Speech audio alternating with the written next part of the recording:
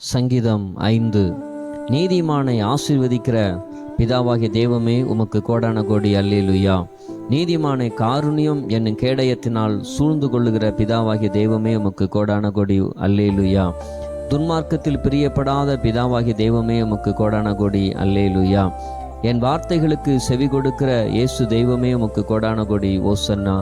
என் தியானத்தை கவனிக்கிற இயேசு தெய்வமே உமக்கு கோடான கோடி ஓசன்னா. என் வேண்டுதல் சத்தத்தை கேட்டருளுகிற ராஜாவாகிய இயேசு தெய்வமே உமக்கு கோடான கோடி ஓசன்னா.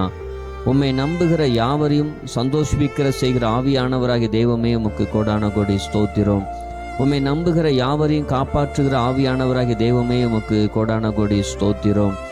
உம்முடைய நாமத்தை நேசிக்கிறவர்கள் யாவரையும் கழிவுற செய்கிற ஆவியானவராகிய தெய்வமே உமக்கு கோடான கோடி ஸ்தோத்திரம். எனக்கு முன்பாக உம்முடைய வழியை செவ்வைப்படுத்துகிற தெய்வமே உமக்கு கோடான கோடி நன்றி.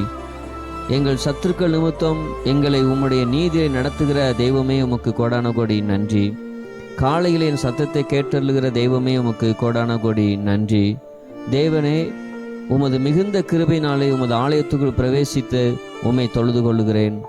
தெய்வமே, உமது மிகுந்த கிருபையினாலே உமது பரிசுத்த சந்ததிக்கு நேரே பயபக்தியுடனே உம்மை பணிந்து கொள்ளுவேன்.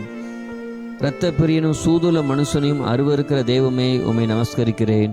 ஆமேன்.